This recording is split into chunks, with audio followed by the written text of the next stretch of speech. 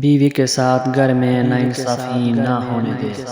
جب عورت کی عمر ہوتی ہے خاوند کی خدمت کرنے کی، اس کی دلداری کرنے کی، تو اس وقت اس کو زبردستی دیور، جیٹھ، ساس، سسر اور نند کی خدمت کرنے پر مجبور کیا جاتا ہے۔ سارا دن وہ ذمہ داریاں نبھاتے وہ اتنی تھک چکی ہوتی ہیں کہ لیٹتے ہی آنکھ لگ جاتی ہیں۔ اس سے نہ خاوند کا خیال رہتا ہے نہ خود کا۔ نتیجہ یہ نکلتا ہے کہ خاوند باہر شکار ڈھونڈنے لگ جاتا ہے، جس کی وجہ سے میاں بیوی میں لڑائیاں شروع ہو جاتی ہیں۔ ان سب کا ذمہ دار سسرال اور خاوند ہوتا ہے۔ سسرال والوں کو چاہیے کہ بہو پر اتنی ذمہ داریاں ڈال دے کہ وہ اپنے بچوں، خود کو، اپنی خاوند کو وقت دے سکے۔ اگر وہ نہیں سمجھتے اس بات کو تو خاوند کو چاہیے اپنی بیوی کے حق میں بولے۔ مجھے بہت ڈر لگتا ہے کہ کسی کا دل میری وجہ سے نہ دکھے۔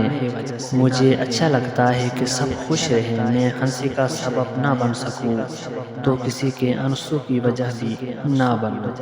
کسی کو ذلیل کرنے سے پہلے خود ذلیل ہونے کے لیے تیار رہیں، کیونکہ اللہ کا ترازو صرف انصاف تولتا ہے۔ کسی کی بیٹی پر انگلیاں اٹھانے سے اچھا ہے اپنی بیٹی کے نصیب سے ڈرا جائے۔ بے شک جو تم کرتے ہو وہی پاتے ہو۔ جس کی بیٹی ہو اسے کسی کی بیٹی کے ساتھ ناانصافی نہیں کرنا چاہیے۔ کل کو جب اللہ کی طرف سے مکافات عمل شروع ہوتا ہے تب پچھتانے کا کوئی فائدہ نہیں ہوتا کہ حساب تو دینا ہی پڑتا ہے۔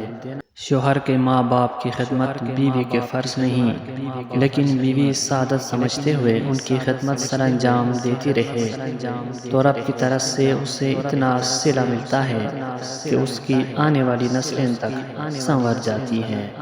کسی کی بیٹی کی زندگی خراب کرنا ایک قرض ہے جو ایک نہ ایک دن آپ کی بیٹی کو اپنے زندگی سے ادا کرنا پڑتا ہے۔